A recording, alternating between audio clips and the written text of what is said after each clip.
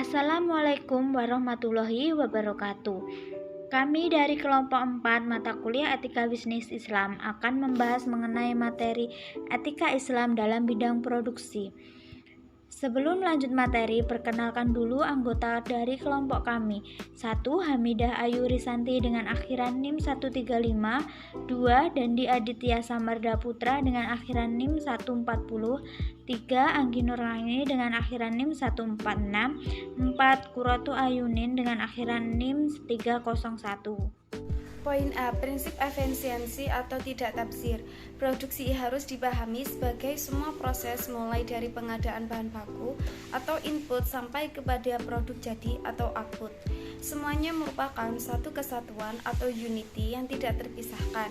Kesatuan pengertian itu juga menyangkut hak dan kewajiban semua pihak yang terlibat dan terkena dampaknya. Efisiensi dalam produksi Islam lebih dikaitkan dengan penggunaan prinsip produk yang dibenarkan syariah. Dengan kata lain, efisiensi produksi terjadi jika penggunaan prinsip-prinsip produksi sesuai syariah Islam. Secara lebih rinci, para ahli ekonomi Islam menyebutkan prinsip-prinsip dalam kegiatan produksi yang digali dari Al-Quran dan Sunnah, yaitu yang pertama, unity atau keesaan Tuhan atau tauhid, integritas vertikal, interaksi sistem sosial yang bermuara kepada keesaan Tuhan. Yang kedua yaitu equilibrium atau keseimbangan keadilan.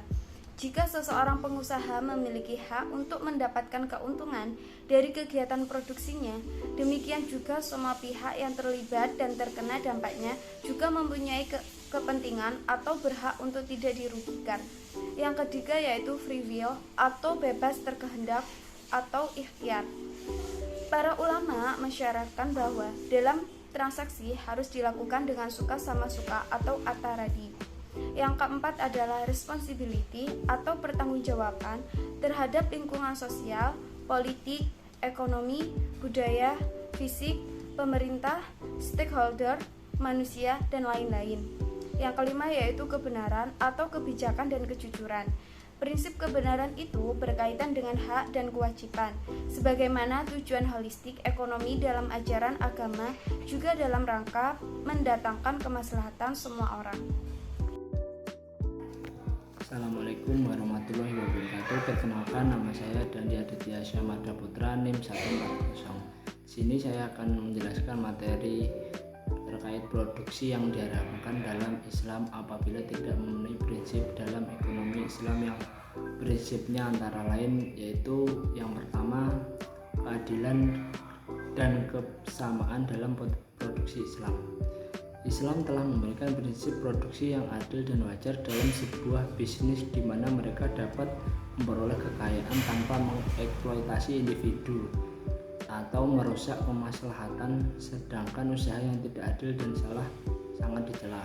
Yang kedua, memenuhi takaran, ketepatan, ketegasan, dan kebenaran, yaitu dalam produksi barang pun tidak hanya menghasilkan barang tetapi harus sesuai dengan perbandingan antara barang yang ditawarkan dengan kuantitas yang diberikan.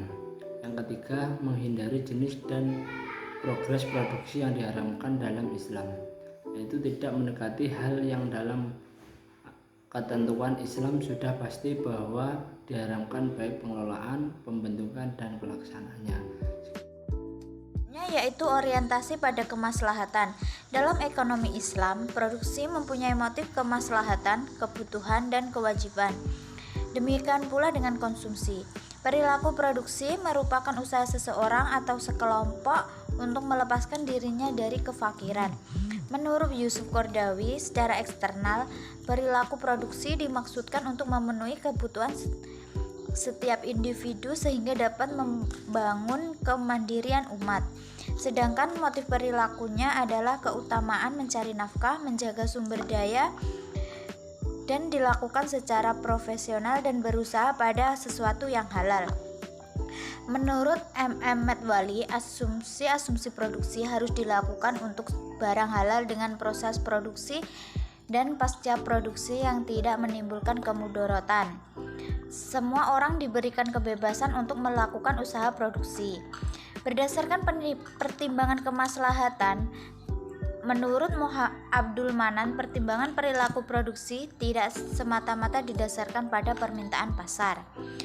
Menurut Muhammad Abdul Manan, berdasarkan pertimbangan kemaslahatan, perilaku produksi tidak hanya menyandarkan pada kondisi pasar, karena kurva permintaan pasar tidak cukup memberikan data untuk sebuah perusahaan mengambil keputusan. Dalam Islam, orientasi keuntungan menjadi salah satu tujuan dari aktivitas produksi, namun rambu-rambu syariah membuat corak perilaku produksi tidak seperti yang dibangun sistem konvensional. Perilaku produksi yang ada pada konvensional terfokuskan pada maksimalisasi keuntungan atau profit oriented.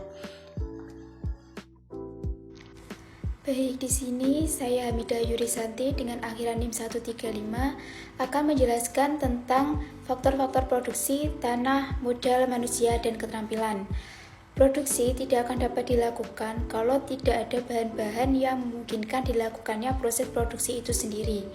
Untuk bisa melakukan produksi, orang memerlukan tenaga manusia, sumber-sumber alam, modal dalam segala bentuknya, serta kecakapan.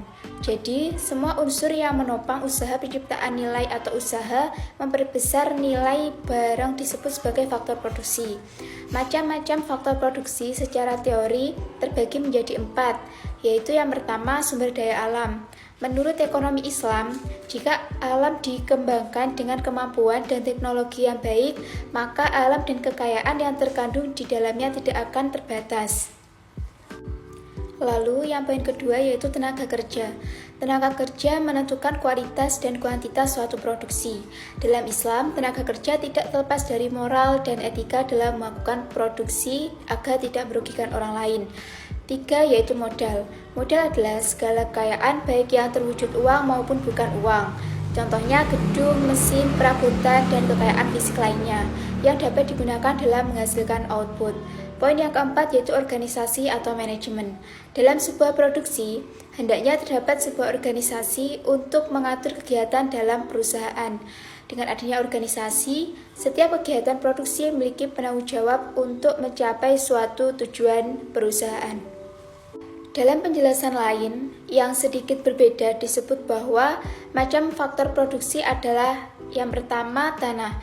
Istilah tanah atau land ini maksudnya adalah segala sesuatu yang bisa menjadi faktor produksi berasal dari atau tersedia di alam ini tanpa usaha manusia, yang antara lain meliputi tenaga pertumbuhan yang ada di dalam tanah, tenaga air, ikan, dan mineral, dan lain-lain. Untuk poin yang kedua yaitu tenaga kerja. Dalam ilmu ekonomi yang dimaksud dengan Islam, tenaga kerja manusia atau labor bukanlah semata-mata kekuatan manusia untuk mencangkul, menggergaji, bertukang, dan segala kegiatan fisik lainnya. Akan tetapi, lebih luas lagi yaitu human resource atau sumber daya manusia.